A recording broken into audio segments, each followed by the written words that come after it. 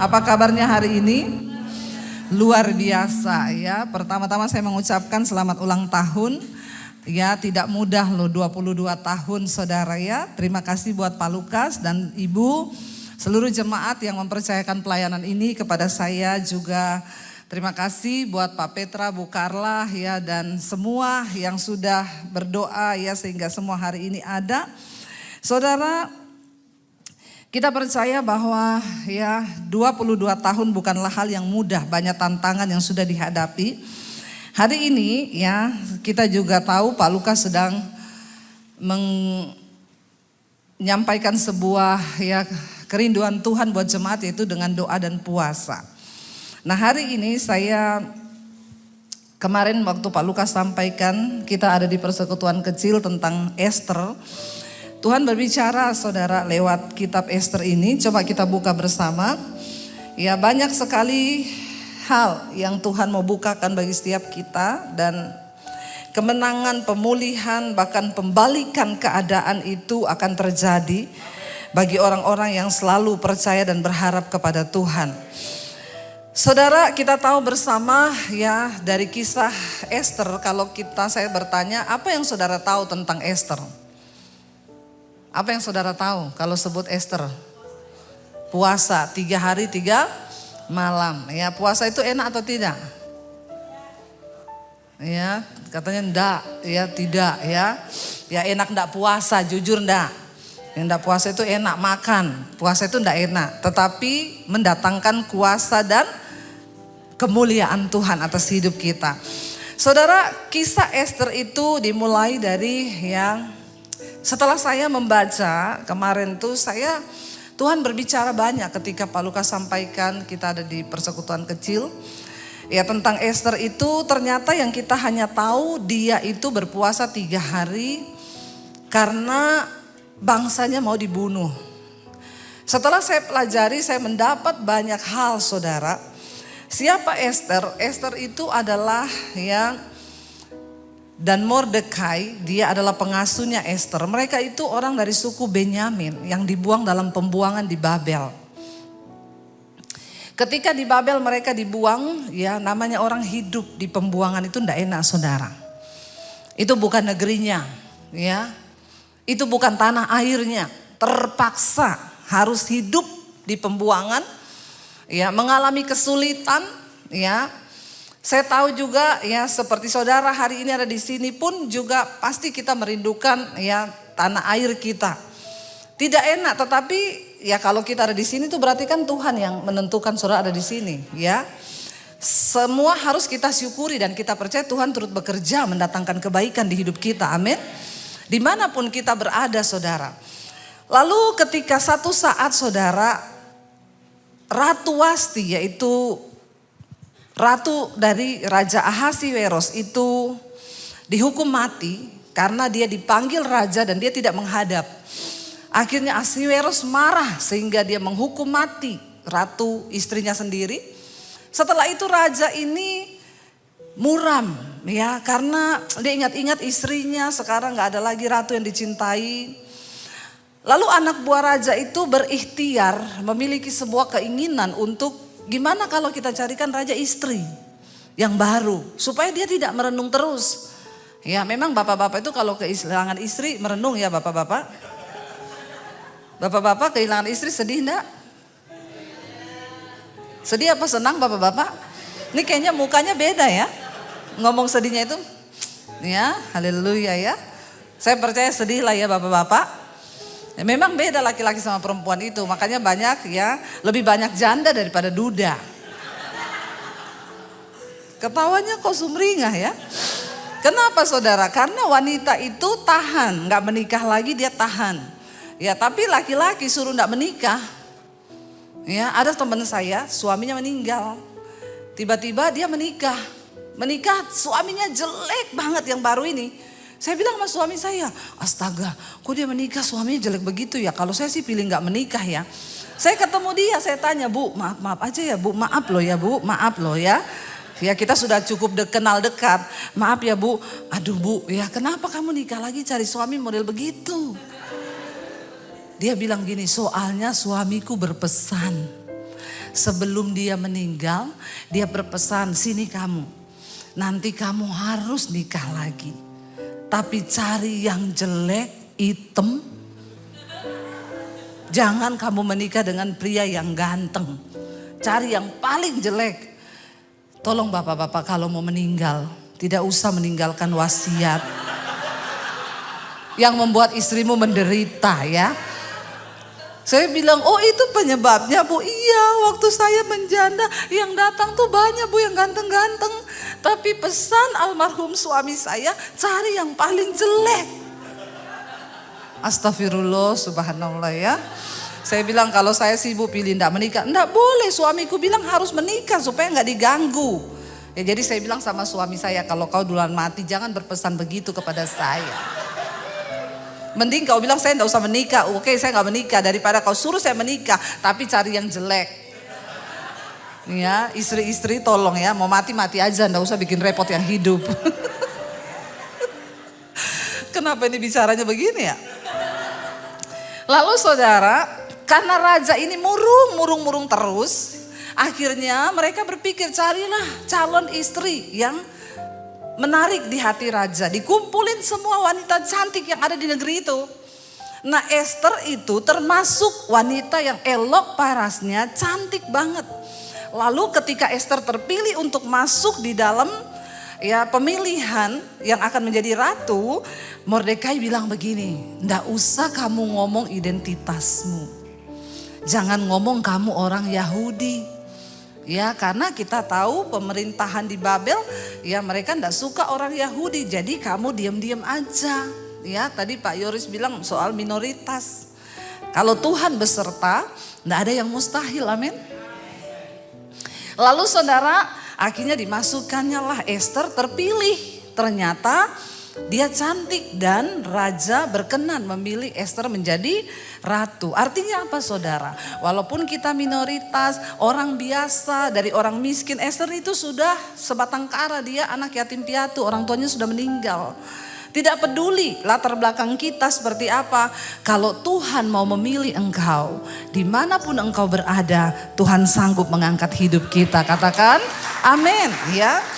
Pak Lukas datang ke sini ya membuka gereja ini tidak mudah. Saya mendengarkan bagaimana kesaksian beliau, tidak gampang saudara. Tapi kalau hari ini Pak Lukas ada dan kita melihat gereja seperti ini, itu berarti karena perkenanan Tuhan.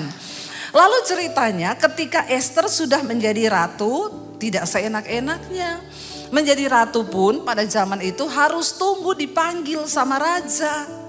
Ya, menghadap baru kalau raja berkenan bisa. Ceritanya ada seorang yang bernama Haman, orang ini sombong. Orang sombong dikasih jabatan sama raja, dinaikin jabatannya pada waktu itu karena dia pintar cari muka. Tidak usah cari-cari muka sama manusia karena kita sudah punya muka, amin. Apalagi bermuka dua, hello. Ya, nggak usah, hidup itu apa adanya saja, biar ketika Tuhan berkenan, maka Tuhan yang mengangkat, amin. Kita sibuk cari muka percuma saudara, nanti juga ya jatuhnya bakal lebih gila. Kita belajar dari Haman hari ini.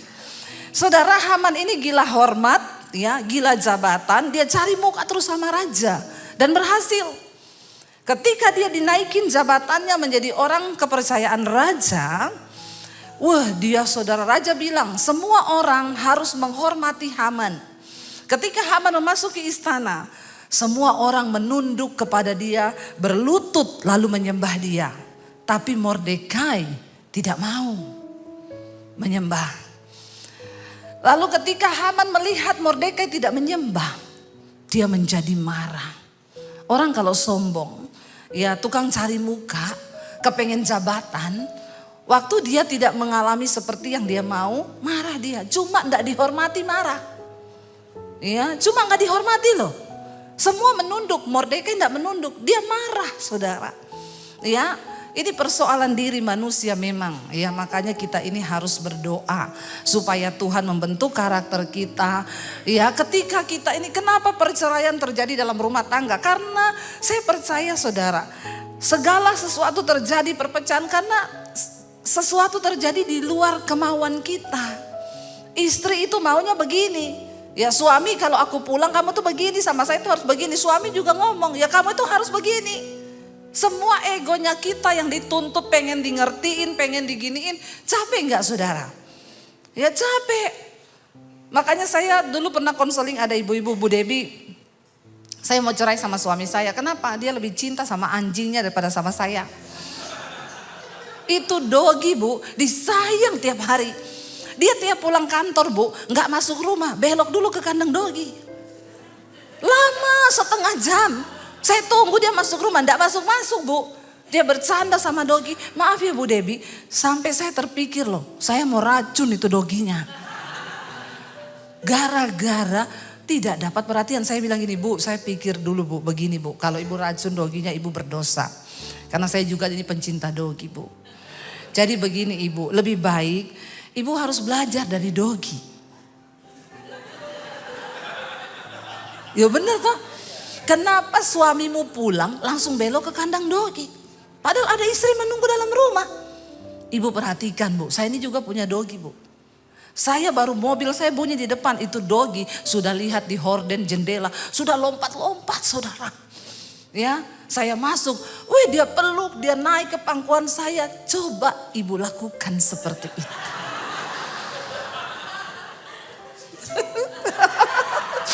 Daripada ya ibu racun itu dogi. Ngapain coba? Ibu berharap, harusnya kan suami saya datang peluk saya gini. Lebih baik ibu duluan. Dia pulang, ibu jemput di pintu pagar. Ya dogi itu Bu kalau ketemu nyiumin. Ya tuannya diciumin. Dipeluk, diciumin. Coba ibu begitu. Amin ibu-ibu. Ya bilang kanan kiri mau belajar dari dogi. Ya, baik kan itu baik. Ya lalu ya saya sih enggak tahu ya bagaimana kelanjutannya sih setelah itu ya. Apakah doginya yang mati atau dia yang belajar? Tidak ada kabar lagi sih saudara. Ya, saudara ini tadi kenapa jadi dogi? Oh iya, jadi begini. Ketika ekspektasi yang kita mau itu tidak terjadi. Haman dia pengen disembah. Persoalannya cuma Mordekai tidak nunduk dan menghormati dia loh. Cuma itu persoalannya. Karena harga diri, merasa tidak dihormati, persoalan itu cuma itu. Ketika dia lihat Haman tidak menghormati dia bilang gini, Mordekai tidak menghormati dia, Haman bilang begini, itu siapa ya Mordekai, orang Yahudi. Terlalu kecil bagiku hanya untuk membunuh, menggantung dia di tiang gantungan. Bahkan sebangsanya yang masih tersisa di kerajaan ini akan aku musnahkan. Gila gak saudara? Sakit jiwa toh? Sakit jiwa cuma karena Mordekai tidak nunduk dan menghormati. Dia bunuh, dia pengen bunuh seluruh orang Yahudi. Dan karena dia itu pintar cari muka sama raja, dia menghadap sama Raja Ahasiweros. Raja, di negerimu ini ada satu bangsa. Mereka itu gak tahu asal usulnya dari mana. Tapi mereka itu gak tunduk loh sama aturanmu. Kasih aku kuasa Raja. Untuk aku melakukan sesuatu kepada mereka. Karena mereka tidak hormat sama kau. Saat itu juga Raja Ahasiweros mencopot cincin peraknya. Cincin pada zaman itu tanda materai. Orang membawa cincin raja. Apapun yang dia lakukan. Berarti itu seizin raja. Terserah kata raja. Ini cincinnya materai. Apapun yang kau mau lakukan kepada bangsa itu lakukan. Aku menyetujui. Lalu berarti seluruh bangsa Yahudi yang masih tersisa di sana harus mati. Ketika Mordekai mendengar akan hal itu, dia pakai baju kabung, semua orang Yahudi pakai baju kabung. Waktu Haman menulis undang-undang itu, bersiaplah. Orang-orang Yahudi akan dipancung mati dan harta bendanya akan diambil menjadi milik negara. Saudara bisa bayangkan, kalau hal itu mungkin terjadi kepada kita. Saya suka membayangkan cerita di Alkitab itu ketika terjadi dalam hidup kita. Tiba-tiba keluar sebuah makluman atau hukum bahwa kita semua akan dibantai dan dibunuh. Bagaimana perasaan kita saudara? Ketakutan, stres, ya depresi pasti. Ini masalah nyawa. Lalu Mordekai menulis surat buat Esther, sampaikan pesan. Katakan kepada Esther, ya, jangan berpikir karena kau ada di istana raja, maka engkau akan luput.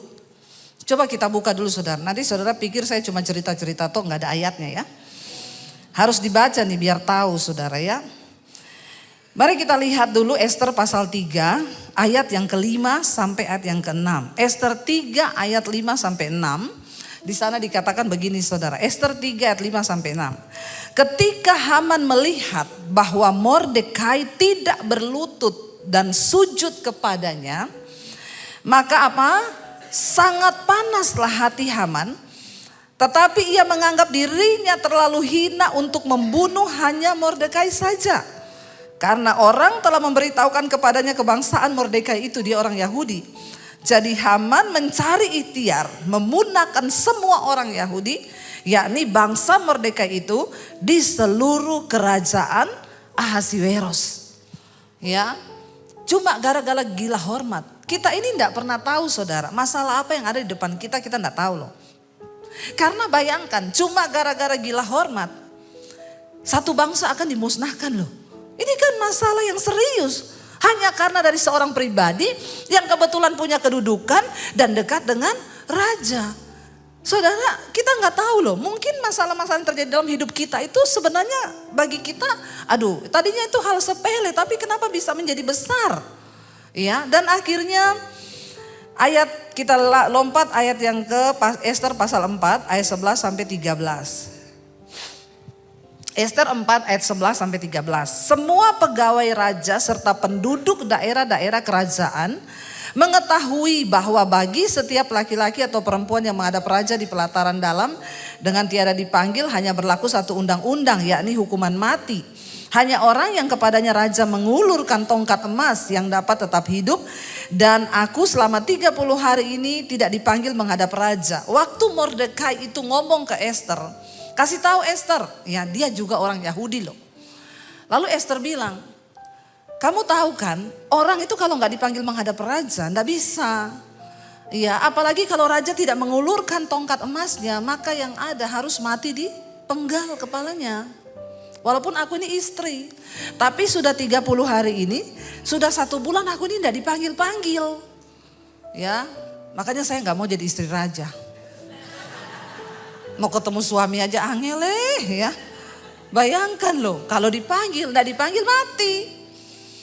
Lalu dia bilang, kasih tahu sama Mordekai, tidak gampang. Aku harus membujuk raja untuk membatalkan semua maklumat itu. Ya, Esther ini di dalam kebimbangan juga saudara. Waktu dia sampaikan itu, lalu dikatakan di sana begini. Ketika disampaikan orang perkataan Esther itu kepada Mordekai, maka Mordekai menyuruh menyampaikan jawab ini kepada Esther. Lihat saudara, jangan kira apa? Karena engkau ya di dalam istana raja, hanya engkau yang akan terluput dari antara semua orang Yahudi. Jangan kira karena engkau permaisuri, kalau hal itu memang dilakukan, maka engkau sendiri pun tidak akan luput dari kematian. Karena engkau adalah orang Yahudi. Artinya apa saudara? Mordekai mengingatkan kepada Esther bahwa jangan pikir loh, jangan engkau pernah merasa aman dengan hidup ini. Mungkin ketika engkau punya uang, engkau udah punya pekerjaan yang mapan dan engkau lupa mendekatkan diri dengan Tuhan. Benar Pak Lukas sekarang mencanangkan doa puasa. Ya, jangan pikir hidupmu akan aman-aman saja. Karena Alkitab berkata diberkatilah orang yang mengandalkan Tuhan, tapi terkutuklah orang yang mengandalkan manusia. Ya, ini dengar-dengar Mbak Taylor ini lagi heboh nih ya konser. Ya, Taylor lagi konser di Singapura. Sampai 9 hari ya penerbangan ke Singapura dari Jakarta itu enggak ada, hotel semua penuh. Tapi saya dengar ya dia kayaknya akan membuat satu agama baru. Hati-hati saudara, dengan pengajarannya kita tidak boleh bergantung kepada siapapun. Anak-anak jangan bergantung pada orang tua dan jangan bergantung pada Tuhan. Sebab kita punya kekuatan sendiri, kita punya kuasa sendiri atas hidup kita.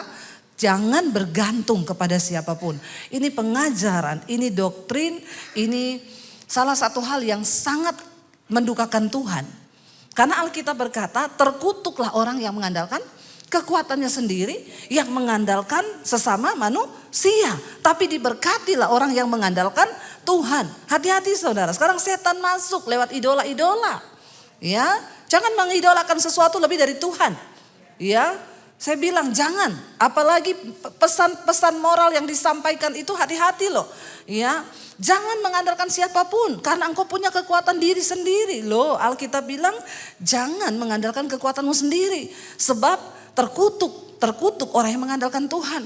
Mordekai berkata kepada Esther, jangan kau pikir karena kau tinggal di istana sebagai ratu dan engkau bebas dari hukuman itu. Jangan berdiam diri loh. Hari-hari ini saudara, tidak ada di antara kita satupun yang harus merasa aman. Kita semua harus mengejar hubungan kita dengan Tuhan. Kita semua harus mengejar perkenanan Tuhan. Sebab hanya dekat dengan Tuhan saja kita akan merasa tenang. Amin. Bukan soal jumlah depositmu, bukan soal uangmu yang akan membuat engkau tenang. Tapi mendekat dengan Tuhan itu yang membuat kita tenang. Lalu Mordekai bilang, sampaikan kepada Esther. Lalu Esther ayat 15, dia berkata begini, Esther 4 ayat 15. Maka Esther menyuruh menyampaikan jawab ini kepada Mordekai, ya. Pergilah kumpulkanlah semua orang Yahudi yang terdapat di Susan dan berpuasalah ya untuk aku.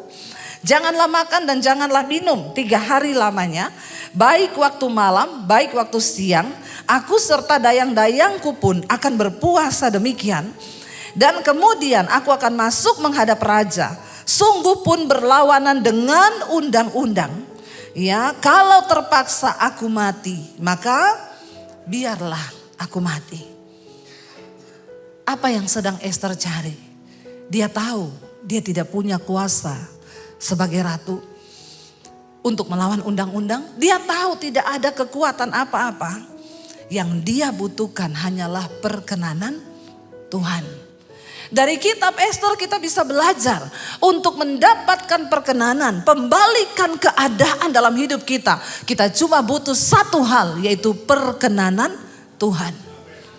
Yang Esther gumuli hanya apa? Raja ini mengulurkan tongkat. Ini bicara perkenanan saudara.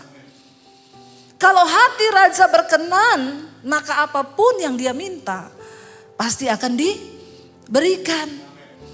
Ya, lalu dia berkata, sampaikan dan umumkan bahwa kita semua harus berpuasa 3 hari 3 malam. Saudara yang belum pernah silakan coba.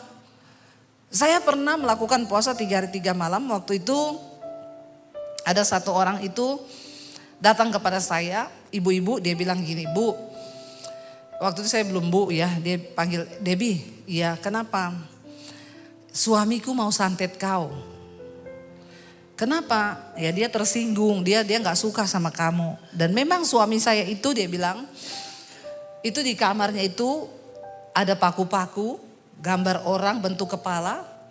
Ya, lalu dia nyalain lilin, kalau dia mau santet orang, dia tinggal tusuk pakai jarum di mata, di mana. Itu terjadi. Saya waktu mendengar hal itu saya ya takut saudara. Dibilang mau disantet itu takut juga ya. Tapi saya berdoa, ketika saya berdoa, Roh Kudus menggerakkan saya doa puasa 3 hari 3 malam. Maka semua panah-panah api dari si jahat akan aku kembalikan kepada orang itu. Saya bilang Tuhan gak usah dikembalikan Tuhan, tapi ampuni aja, proteksi saya. Lalu saya puasa 3 hari 3 malam.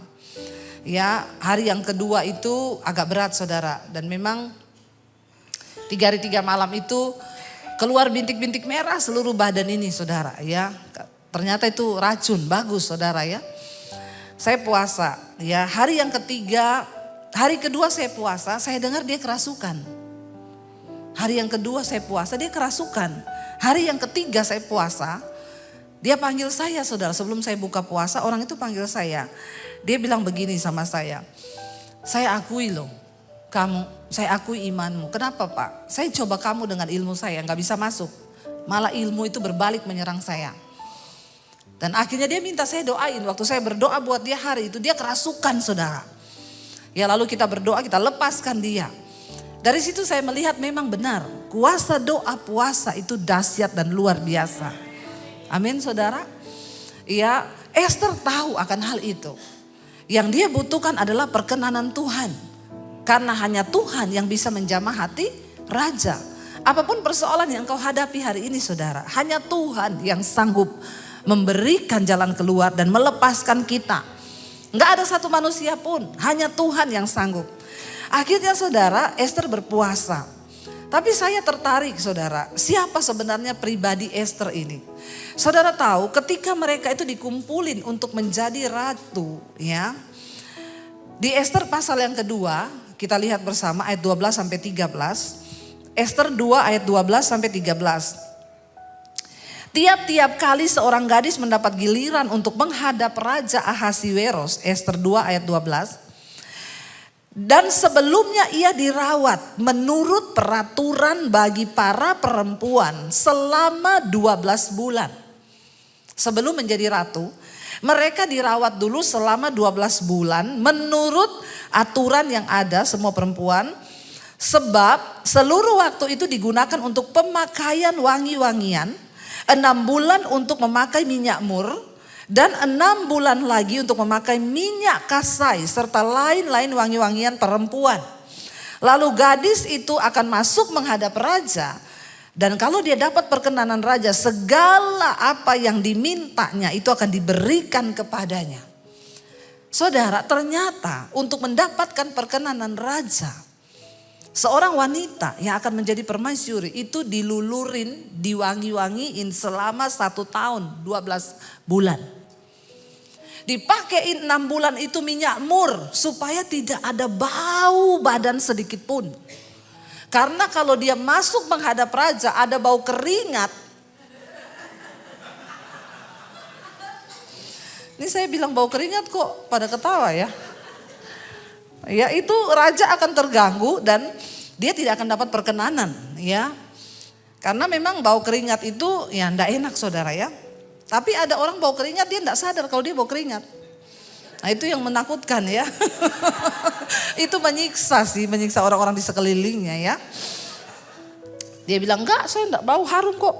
Nah gitu saudara dia diwangi-wangiin sampai aroma tubuhnya itu mengeluarkan wangi minyak mur 12 bulan. 6 bulan dikasih wangi-wangi minyak mur. Lalu 6 bulannya rempah-rempah. Untuk menghadap raja dan mendapatkan perkenanan raja. Arti rohaninya apa saudara? Kalau engkau ingin mendapatkan perkenanan Tuhan, jangan ada bau yang tidak senang di mata Tuhan. Jangan ada bau dosa di hidup kita yang membuat Tuhan jijik dan muak dalam hidup kita. Kemunafikan, segala hal-hal yang berbau dosa. Mungkin orang lain tidak lihat, tapi Tuhan itu maha melihat. Mari kita tinggalkan segala kenajisan, kepahitan, iri hati, kedengkian, ya, homoseksual, lesbian, ya. Kita tahu semua itu menentang hukum-hukum Tuhan. Jangan sampai kita hidup menjadi orang yang berbau busuk di depan Tuhan. Dan bau kita itu najis sehingga Tuhan jijik. Boro-boro kita dapat perkenanan Tuhan. Berhadapan dengan kita saja Tuhan tidak mau. Jangan ada yang menyimpan dosa, perselingkuhan, kepahitan. Buang itu semua. Kita tahu diri kita ini siapa. Cek diri kita dan Alkitab berkata Tuhan menaruh hukum-hukumnya dalam hati manusia. Supaya kita tahu mana yang berkenan kepada Tuhan, mana yang tidak. Engkau kepahitan sama orang, engkau tahu itu Tuhan tidak suka toh. Ya lepaskan pengampunan. Tuhan dalam nama Yesus, aku ini jengkel sama dia itu Tuhan, jengkel. Tapi karena firman-Mu berkata aku tidak boleh jengkel. Dalam nama Yesus, aku ampuni dia Tuhan, aku lepaskan. Itu bukan untuk kebaikan orang itu aja saudara. Tapi untuk kebaikan kita supaya kita mendapat perkenanan Tuhan. Ya, jangan ada iri, dengki, jangan ada dosa-dosa. Keterikatan, lihat film porno. Ya, orang tidak tahu. Tapi apakah Tuhan lihat apa tidak? Anak-anak muda, ya lepaskan dirimu dari segala dosa. Agar engkau berkenan kepada Tuhan. Amin. Ya kita berdoa saudara. Perselingkuhan suami-suami istrimu tidak lihat engkau di luar. Ya, tetapi mata Tuhan melihat. Itu artinya 1 tahun dia harus dipakein rempah-rempah agar dia menghadap raja. Raja mengulurkan tongkat, baru dia dapat perkenanan. Akhirnya Ester puasa. 3 hari 3 malam Ester berpuasa, saudara. Lalu apa yang terjadi? Ya, lihat, ketika Tuhan bekerja. Saudara tahu, pada waktu itu kalau kita lihat ya, dikatakan Ester 5 ayat yang pertama. Pada hari yang ketiga Ester mengenakan pakaian ratu. Setelah dia puasa 3 hari, dia pakai baju ratu. Tadinya pakai kain kabung. Kain kabung itu warna putih, tanda orang merendahkan diri. Dia ganti baju, pakai baju ratu, pakaian ratu untuk menghadap raja. Berdirilah Ester di pelataran dalam istana raja. Tepat di depan istana raja, raja bersemayam di atas tahta kerajaan di dalam istana, berhadapan dengan pintu istana itu. Ini adalah saat yang sangat mendebarkan. Apakah Ester memperoleh perkenanan raja atau sebaliknya dia dihukum mati karena sudah melanggar undang-undang untuk menghadap tanpa dipanggil. Tidak gampang, saudara. Bahkan nyawa menjadi taruhan untuk mendapatkan perkenanan raja. 2 saja, kalau engkau memilih perkenanan Tuhan, engkau hidup dan mengalami kemuliaan. Tapi kalau engkau memilih hidup dalam dosa, maka kematian yang akan kita dapatkan. Makanya bertobat yuk, mari kita suruh sungguh-sungguh menyerahkan hidup kepada Tuhan. Ketika Ester berdiri, dikatakan ketika raja melihat Ester, sang ratu, berdiri di pelataran, berkenanlah raja kepadanya. Sehingga raja mengulurkan tongkat emas yang di tangannya ke arah Ester. Lalu mendekatlah Ester dan menyentuh ujung tongkat itu. Tanya raja kepadanya, apa maksudmu hai Ratu Ester? Dan apa keinginanmu? Sampai setengah kerajaan sekalipun akan kuberikan. Kalau raja sudah mengulurkan tongkat, apapun yang diminta harus dikasih, saudara. Dia bilang setengah kerajaan pun akan aku berikan. Jawab Ester, jikalau baik pada pemandangan raja, datanglah kiranya dengan Haman pada hari ini ke perjamuan yang akan aku adakan ya bagi raja. Maka titah raja, hari ini cepat suruh Haman panggil. Kita akan makan di perjamuan yang Ester akan berikan. Ester bikin perjamuan. Singkat cerita, saudara. Lagi minum anggur dan makan, raja tanya kepada Ester, apa yang engkau mau? Kasih tahu apa yang engkau mau, maka aku akan menuruti. Ester gak terburu-buru. Dia bilang, kalau memang raja mau ya mendengarkan permohonan hamba ini, maka biarlah hamba mendapatkan kasih di mata raja. Besok datang lagi ke perjamuan yang akan aku adakan. Raja dan Haman harus datang ke perjamuan itu. Belum langsung dia minta, saudara. 2 kali dia suruh raja datang. Raja bilang, oke, baik, besok aku akan datang. Lihat, Tuhan bekerja. Ketika raja pulang, kita lihat Ester pasal 6 ayat yang pertama. Ester pasal 6 ayat yang pertama. Tuhan bekerja. Pada malam itu juga raja tidak dapat tidur. Maka bertitahlah baginda untuk membawa kitab pencatatan sejarah. Lalu dibacakan di hadapan raja. Dan di situ didapati suatu catatan tentang Mordekai yang pernah memberitahukan bahwa Bigtan dan Teres, 2 orang sida-sida raja yang termasuk golongan penjaga pintu, berikhtiar untuk membunuh Raja Ahasiweros. Ketika Tuhan bekerja, hal-hal yang tidak masuk akal terjadi. Malam itu raja tidak bisa tidur. Tiba-tiba gelisah. Siapa yang bekerja, saudara? Tuhan. Karena raja nggak bisa tidur, gelisah, raja iseng. Dia panggil ajudannya, sini. Kamu ambil itu catatan sejarah istana ya.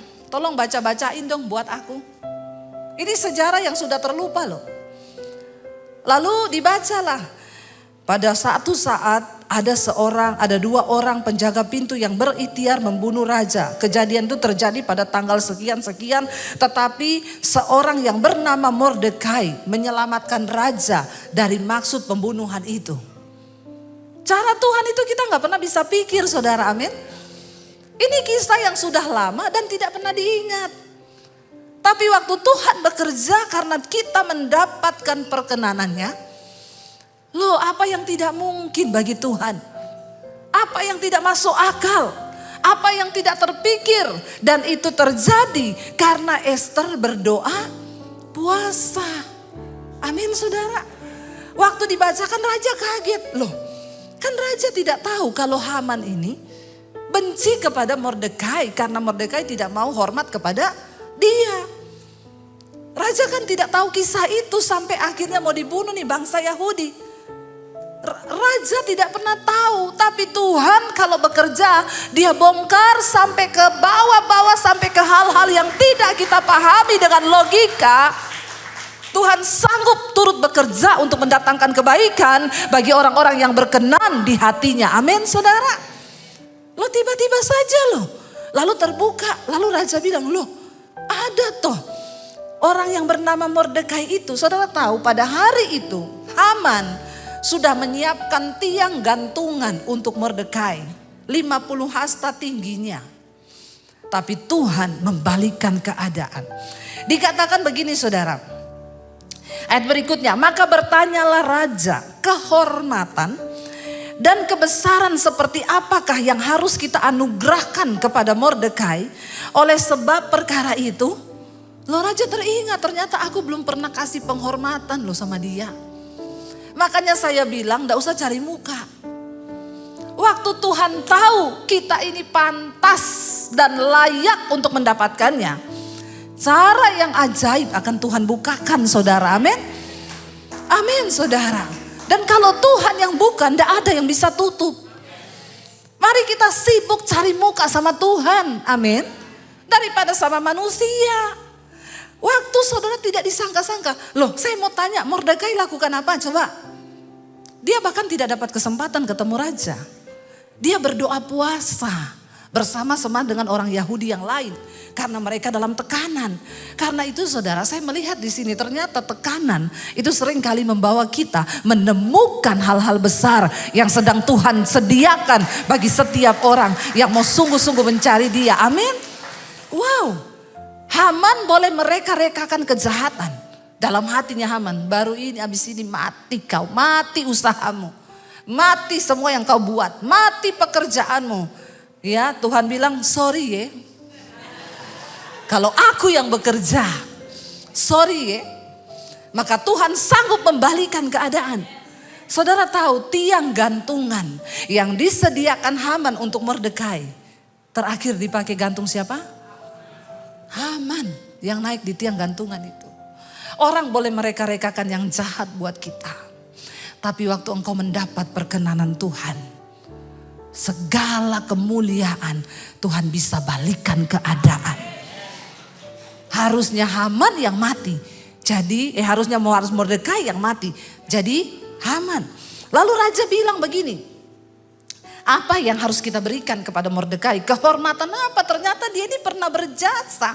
Mungkin jasa itu ditutupi selama ini. Ya, tapi waktu Tuhan yang membuka, jangan takut saudara. Mungkin hari ini usahamu gak dihargai manusia. Mungkin hari ini apa yang sudah engkau perbuat tidak pernah dihargai oleh siapapun juga. Tetap lakukan yang terbaik dan lakukan untuk Tuhan. Kalau sudah tiba saatnya maka Tuhan yang akan promosikan. Dikatakan begini, kehormatan dan kebesaran apa yang harus dianugerahkan kepada Mordekai. Sebab segala perkara itu, jawab para biduanda, raja yang bertugas pada baginda. Kepadanya tidak dianugerahkan suatu apapun raja. Kasihan Mordekai itu, dia tidak dikasih apa-apa waktu itu. Raja kaget, oh dia tidak dapat apa-apa. Setelah Haman masuk, bertanyalah raja kepadanya. Haman yang ditanyai, raja ini tidak ngerti apa-apa soal Haman ini kepahitan sama Mordekai kan. Raja tanya sama Haman begini. Raja bilang begini ketika Haman masuk. Apa yang harus kita lakukan kepada orang yang berjasa kepada raja? Ya, apa yang harus raja berikan? Ya, apakah kita harus, dia bilang begini. Apakah yang harus dilakukan kepada orang yang raja berkenan menghormatinya? Kata Haman dalam hatinya. Siapa lagi yang raja berkenan menganugerahkan kehormatan lebih daripadaku? Dia GR. Raja tanya begini, habis ini pasti aku dapat sesuatu. Ya, itulah orang saudara. Ya, kalau hatinya penuh kebusukan, iri, dengki, gila hormat, gila jabatan. Lalu apa yang dia dapat saudara? Dia pikir dia yang akan dikasih itu. Bu, pasti raja tanya buat aku. Oleh karena itu jawab Haman kepada raja, mengenai orang yang raja berkenan menghormatinya, hendaklah diambil pakaian kerajaan yang biasa dipakai oleh raja sendiri. Kurang ajar enggak? Dia itu mau menyamakan diri, dia pikir buat dia toh. Dan lagi kuda yang biasa dikendarai oleh raja sendiri dan yang diberi mahkota kerajaan di kepalanya. Dan hendaklah diserahkan pakaian dan kuda itu ke tangan seorang dari antara para pembesar raja, orang-orang bangsawan. Lalu hendaklah pakaian itu dikenakan kepada orang yang raja berkenan menghormatinya. Kemudian hendaklah ia diarak dengan mengendarai kuda itu melalui lapangan kota. Sedang orang berseru di depannya, beginilah dilakukan kepada orang yang raja berkenan menghormatinya. Ternyata semua yang dia sebutkan itu untuk Mordekai. Dia sudah menyebutkan yang terbaik karena dia pikir itu untuk, kasihan deh lu. Jangan GR, Tuhan tahu siapa milik kepunyaannya. Amin. Berkat itu tidak bisa tertukar. Bagian kita hari ini, mari jaga hidup kita, mari jaga langkah kita supaya kita selalu ada dalam perkenanan Tuhan.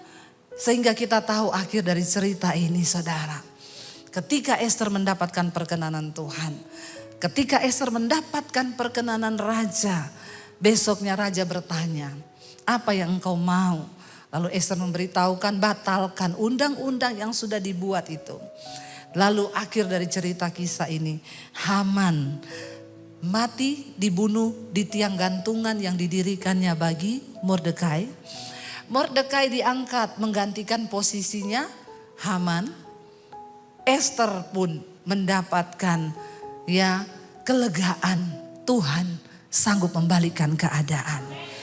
Ketika kita mendapatkan perkenanannya, saudara, BMC Philadelphia. Saya mendengar banyak kisah yang diceritakan oleh Pak Lukas. Dulu orang menghina, apa bisa, apa mampu. Tapi ketika kita mendapatkan perkenanan Tuhan, 22 tahun terlewati. Apa yang tidak mungkin bagi manusia itu mungkin bagi Tuhan. Saya undang para imam musik maju ke depan. Yang kita butuhkan hanya penyertaan Tuhan. Waktu Tuhan beserta dengan kita, ketika Tuhan beserta dengan gerejanya di tempat ini, maka semua saudara, kalau kita melihat Tuhan sudah berkenan, gereja ini boleh ada menjadi berkat bagi kota ini. Maka ambil berkat itu, saudara. Saudara juga bilang, Tuhan, aku pun mau mengalami itu. Aku pun mau mengalami apa yang sudah dialami oleh BMC, dari yang tidak mungkin menjadi mungkin. Hanya karena perkenanan Tuhan. Kita bangkit berdiri bersama. Kita katakan pujian tadi, penyertaan-Mu Tuhan. Penyertaan-Mu Tuhan, itu segalanya bagi kami Tuhan. Katakan hadir-Mu Tuhan di hidupku. Itu yang terutama bagiku Tuhan. Sekali lagi saudara, bilang pada Tuhan dari hati. Yes Lord. Segalanya Tuhan. Hadir-Mu di hidupku Tuhan. Itu yang kami butuhkan Bapa. Amin. Terutama bagiku anugerah-Mu. Anugerah-Mu. Anugerah-Mu. Anugerah-Mu. Semua karena anugerah-Mu. Semua karena anugerah-Mu. Bukan karena kekuatan kami.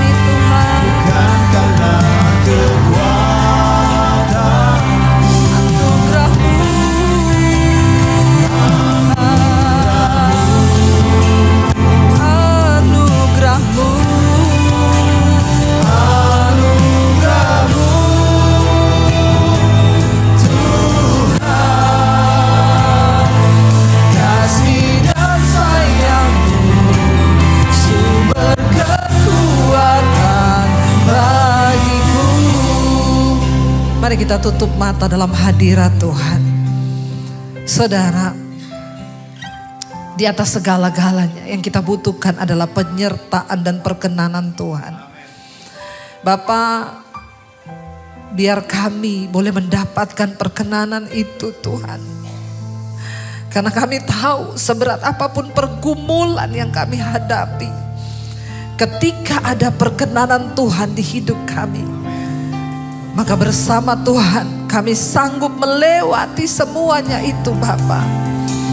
Saudara, terima kasih sudah menyaksikan channel saya, dan saya berharap semua khotbah-khotbah saya menjadi berkat. Jangan lupa subscribe channel hanya di Debbie Basjir TV. Ya, bukan yang lain. Catat Debbie Basjir TV. Hanya di Debbie Basjir TV. Jangan lupa like, subscribe, dan bagikan ini kepada teman saudara agar semakin banyak orang diberkati. Tuhan memberkati.